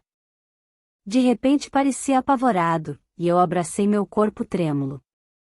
Preferia que Imaline não tivesse levado o poema. Preciso ler. O que está falando? Não é possível, e ele sussurrou. Existe um limite para a magia, um limite que não se pode ultrapassar. Não é possível curar o incurável. Não é possível. O que está dizendo, Abby? No entanto, eu compreendi. Soube antes de Imaline entrar no quarto como um furacão, os olhos arregalados, a respiração ofegante. Simon respondeu ao e-mail, ela falou. Ele diz, e olhou para mim, para Abby e para mim de novo. Vocês decifraram. Não, e respondi instintivamente. Precisava ouvirem falar. Precisava ouvir Imaline repetir a análise pericial fria que Simon havia feito dos versos. Levantei para encará-la. O que foi? Em perguntou. Fala. Gritei. Ele diz que há 2 possibilidades, e começou devagar, seus olhos passavam de mim para Abby, depois de novo para mim. Mas as 2 levam à mesma coisa. Existe uma razão para você não ter morrido naquele acidente de carro com Seth. Há um motivo para ter escapado de tantos acidentes que deveriam ter sido fatais. Você? Ela parou. Não posso ser morta? Arrisquei com a voz sufocada. Pode, e Imaline corrigiu. Mas, enquanto houver em você uma centelha de magia, pode voltar à vida. E Simon acredita. Ela parou, como se de repente não soubesse se devia continuar. O quê? Abby perguntou. Sua voz era dura e seca. Fala. Simon acredita que há uma forte possibilidade de não ser só Ana. Ele acha que ela pode fazer o mesmo por outras pessoas. Simon acha que ela pode levantar os mortos? Abby perguntou. Seu peito não arfava, e de repente notou minhas roupas amassadas e a camisa descartada de Abby. Que diabo está acontecendo aqui? Ela perguntou sem pensar, mas se encolheu ao entender o cenário. Não. Não quero saber. Isso importa? Abby gritou. Alguma dessas coisas ainda tem importância? Ana é o Santo Graal, pelo amor de Deus, uma bruxa capaz de levantar os mortos. Percebe o que isso significa? Significa que tem um alvo enorme nas costas, falei, sentindo um frio repentino. Era isso que minha mãe sabia, não era? Comecei a arrumar as roupas. Não sabia o que ia fazer, só sabia que, o que quer que estivesse por vir, não queria encarar sem me preparar. Um trovão explodiu lá fora e a chuva voltou a cair. O som sugeria granizo nas rajadas de vento que sacudiam a vidraça. Abby também estava vestindo a camisa. Temos que voltar, e decidi. A imagem da minha avó magra, espectral, morrendo, surgiu diante dos meus olhos. Talvez não fosse tarde demais, para uma bruxa capaz de curar o incurável? Sim, temos que voltar, Abby concordou com ar sombrio. Se isso é verdade. Meu Deus, aquela bruxa, Emmeline falou com um rosto repentinamente pálido. Ela não queria o enigma, Ana. Estava atrás de você. Vou telefonar para a companhia aérea, Abby avisou. Comece a arrumar as malas. Ana?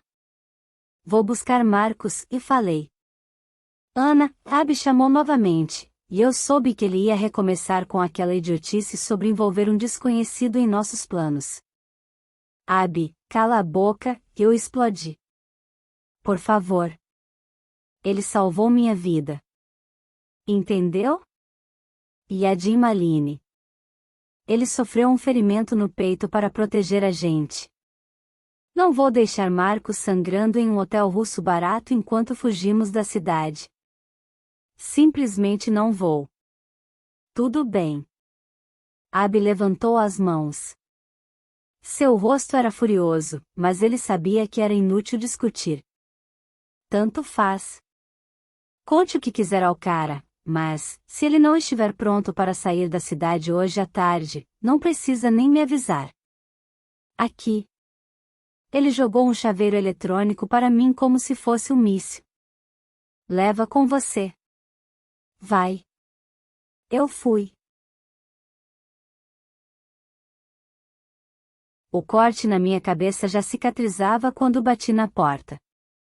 Levantei a mão para tocar o ferimento e descobri que meu cabelo ainda estava úmido, e a pele embaixo dele continuava sensível e dolorida, mas não havia mais ferimento aberto. Estremeci e bati na porta outra vez. Nenhuma resposta.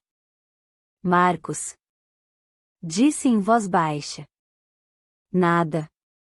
A porta estava trancada, mas a chave que Abby me deu resolveu o problema. Marcos estava deitado de costas na cama, a luz pálida da tarde chuvosa em São Petersburgo invadia o quarto. Seus olhos estavam fechados, e seu rosto estava contorcido pela dor, mesmo enquanto ele dormia. Um lado da camisa aberta havia caído, e o que vi embaixo dela me chocou, uma perfuração que rasgava a pele abaixo das costelas do lado direito, um ferimento feio e inchado coberto de sangue coagulado. Fui me aproximando devagar, atenta aos movimentos do peito de Marcos, o subir e descer da ferida ensanguentada embaixo do tecido. Fiquei enjoada, mas talvez. Estendi a mão na direção dele e senti a magia se acumular e formigar em meus dedos, como se de repente houvesse água com gás em minhas veias. Nunca antes a sensação foi tão forte, nenhuma vez desde que me mudei para Winter levando 17 anos de magia acumulada dentro de mim, clamando por uma saída. Com todo cuidado, sentei na cama ao lado dele tentando não atrapalhar seu sono e aumentar a dor. Então toquei a ferida quente e inchada em seu corpo, direcionando toda a minha magia para a cura da perfuração. O ferimento era grave. Parecia incurável. No entanto, o corte horrível, talvez mortal, começou a fechar. Sob o sangue eu vi a pele se unindo embaixo dos meus dedos e, com a mão livre, afastei o outro lado da camisa tentando expor completamente a ferida, determinar com o que estava lidando. Embaixo do outro lado da camisa havia algo estranho. Um curativo mágico como tantos outros que vi Maia preparar. Um tecido branco que envolvia um punhado de gravetos e ervas, e um encantamento rabiscado sobre o pano. Ele havia se machucado antes? O sangue havia molhado a bandagem, borrando o encantamento e transformando as ervas em uma pasta pegajosa, por isso, removi o curativo. Bem no meio do peito de Marcos havia um grande buraco negro. Em torno dele, a pele brilhante e derretida se estendia em um vergão avermelhado que cobria metade do peito.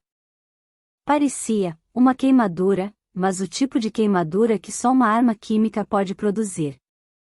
O tipo de queimadura que ninguém deveria sobreviver.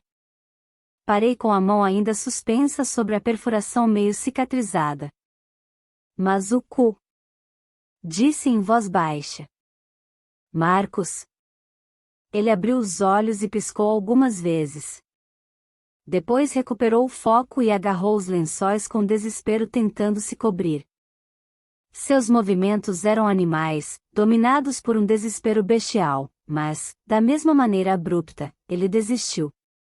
Caiu sobre o travesseiro e, respirando depressa, comprimiu os lábios numa careta involuntária. Marcos, e repeti, o que aconteceu? Ele me encarou em silêncio, uma criatura à deriva. E então eu soube. Uma imagem invadiu minha cabeça, um enorme corvo negro atacando com crueldade, as garras procurando meus olhos, e Sete com uma arma de fogo na mão. Ele levantou a arma e apontou para o corvo. E atirou. Um fogo azulado que explodiu bem no meio do peito da ave. O cheiro de penas queimadas e carne chamuscada. E o corvo voltando desesperado ao céu, desaparecendo na tempestade. Sempre soube que o pássaro não era um pássaro. Era um bruxo. Um dos Ealdita. Contudo, nunca parei para questionar qual deles. Nunca me perguntei se aquele bruxo havia sobrevivido, se ainda tinha a cicatriz do ataque de Sete. Idiota. Ana, sua idiota. Eu sentia muito frio. Marcos viu toda a história passar por meu rosto, e sua expressão se transformou em um semblante de divertimento e ódio. Bem, ele resmungou. Isso é bem inconveniente. Marcos, por favor, diz que isso é um engano. Isso é um engano, ele falou, mas não havia convicção na voz. Só uma resignação debochada e irônica por ter sido pego justamente quando quase arrebatava o prêmio. Nada fazia sentido. Por quê? Sussurrei. Você não sabe. Ele riu. Balancei a cabeça com raiva. Não foi isso que eu quis dizer. Sei o que sou. Encontrei o enigma da Senhora da Morte. Contudo, por que me caçou e me traiu, só para me salvar? Porque o objetivo não era você, o Marcos explicou com voz calma. Você era só uma ficha. Uma moeda de troca. Um meio para um fim. E qual era o fim? Perguntei com a voz trêmula. Ele sorriu e deu de ombros como se repetisse, você não sabe. E eu entendi. O Ealdita. Ele era o espião. Era ele quem traía os segredos. Em troca de, quê? Poder? Ser empossado como chefe dos presidentes, posto pelo qual seu pai lutou e nunca conseguiu conquistar. Eu fui burro em Winter, mas você me deixou zangado com sua arrogância e por ignorar a pérola que tinha na mão. Quando descobri que você não sabia nada sobre quem era, compreendi que essa era sua maior força, e sua maior fraqueza. Algo que eu podia usar contra você. Desde que não tivesse conhecimento de quem era, eu poderia moldá-la à minha vontade. Desde que confiasse em mim. Por isso me ajudou, e deduzi. Minha voz tremia. Não foi por causa da minha mãe. Foi para conquistar minha confiança. Sim. E seu pai, ele sabia? Tinha uma ideia, mas não conhecia Isabela como eu a conhecia. Fui a única pessoa com quem ela manteve contato depois de ir embora. Quando ela me abandonou, segui suas pegadas de um jeito obsessivo. Foi fácil após ler a dissertação de Isabela entender o que ela havia encontrado. Perceber o que eu poderia ter, se jogasse bem. No entanto, eu não conseguia encontrar você, os feitiços que ela criou eram muito eficientes. Mesmo com tudo que eu sabia, não conseguia localizar você. E então, um dia, recebi um telefonema de Winter. Vivian Brereton nem imaginava o que havia encontrado, não tinha a menor ideia. Mas uma nova bruxa? Uma nova bruxa da idade certa, com um pai apartado. Fui verificar pessoalmente, revi todas as pistas falsas dos últimos anos. E era você. E o resto? Tadeu sabia sobre seu plano de trair o Zé Aldita e entregá-los aos outros? Ele? Marcos moveu a mão num gesto de desprezo. É claro que não. Ele não tinha visão.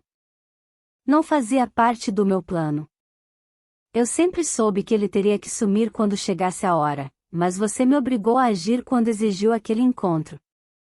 Eu não podia permitir que fosse falar com ele. Tudo teria sido descoberto, o que realmente aconteceu em Winter. Ele teria reconhecido sua descrição do corvo ferido.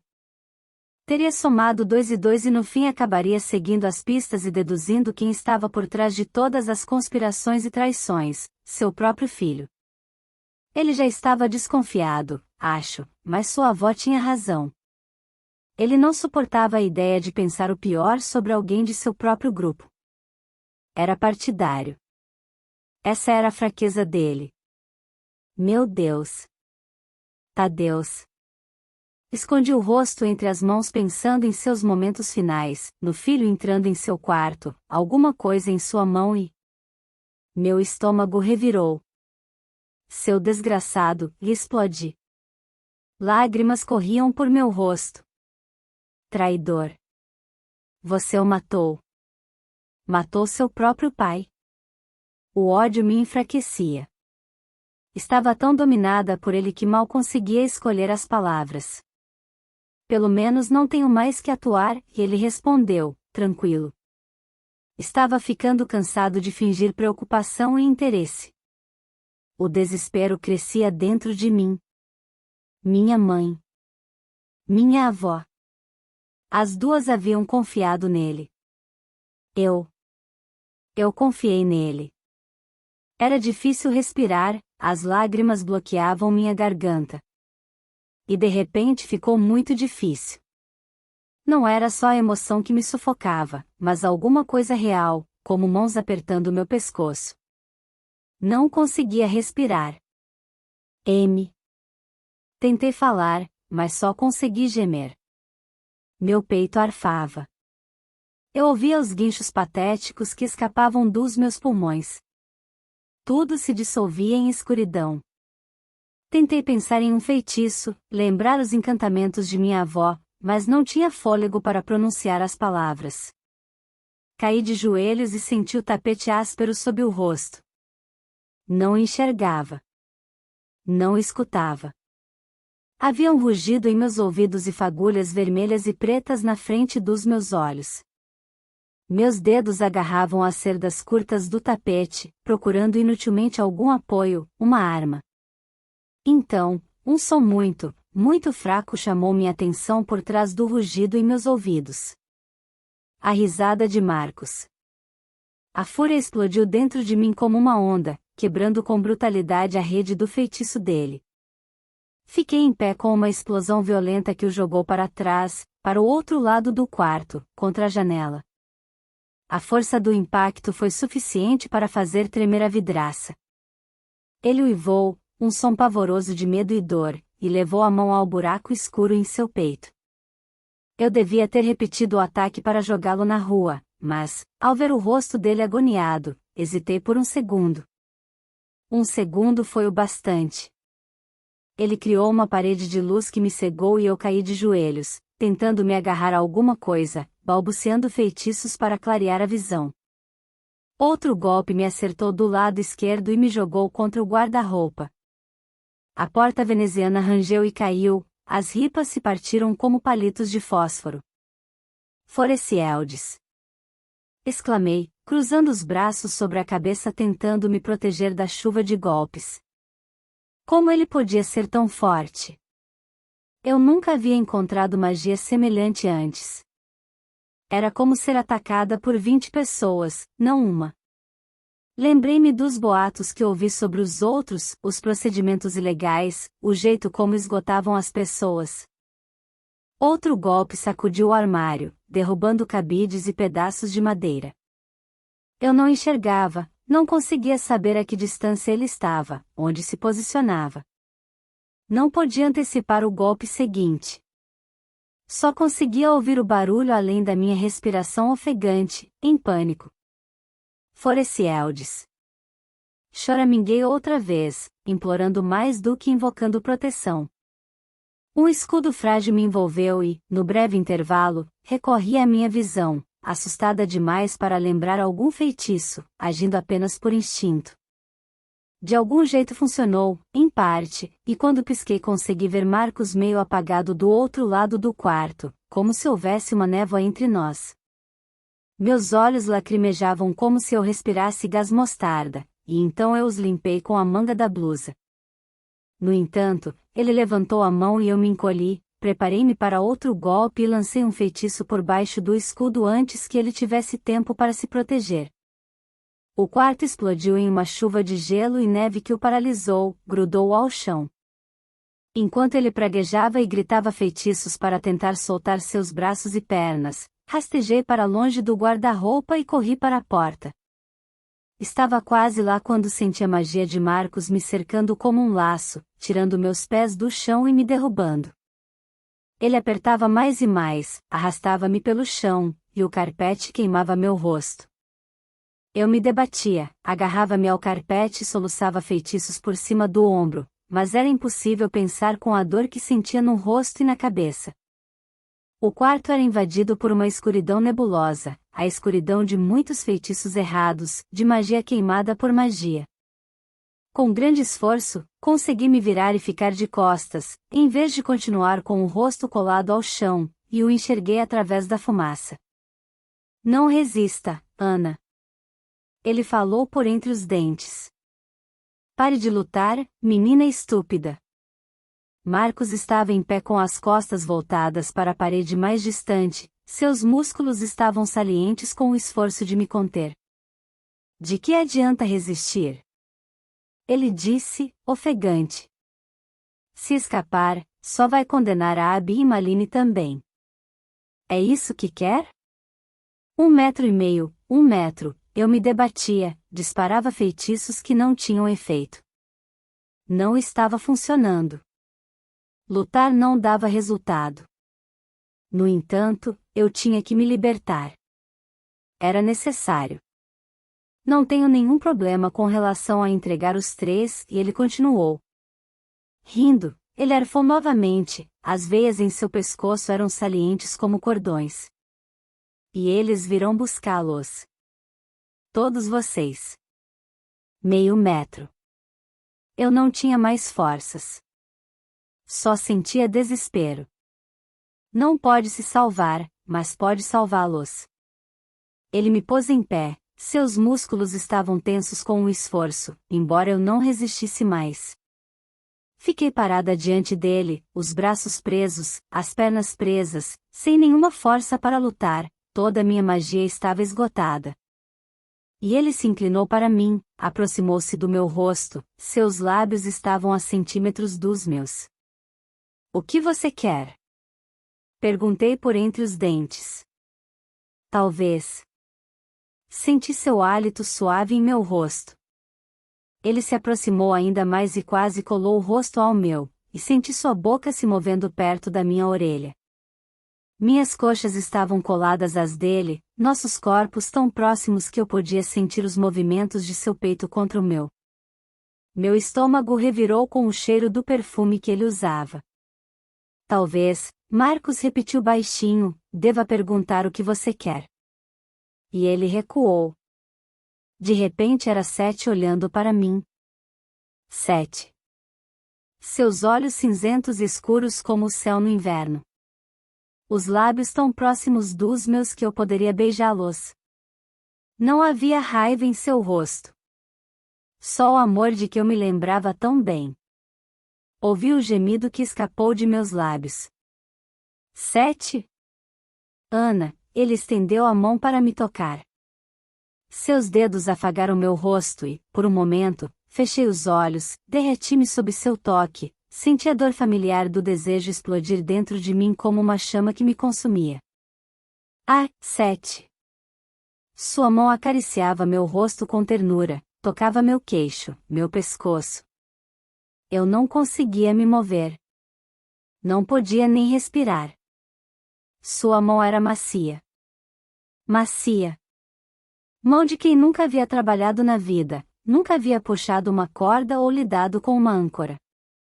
Abri os olhos. Os olhos cinzentos de Seth olhavam dentro dos meus. E eu acertei uma joelhada violenta entre suas pernas. Ouvi um som que lembrava o grito de um gato ferido, e ele se dobrou ao meio gemendo de dor. Eu sorri. Você mereceu, imbecil. Marcos levantou a cabeça e eu vi o ódio por trás da dor que retorcia seus traços. E então corri de verdade. Sem esperar para ver se ele ia ficar bem. Sem olhar para trás. Só corri.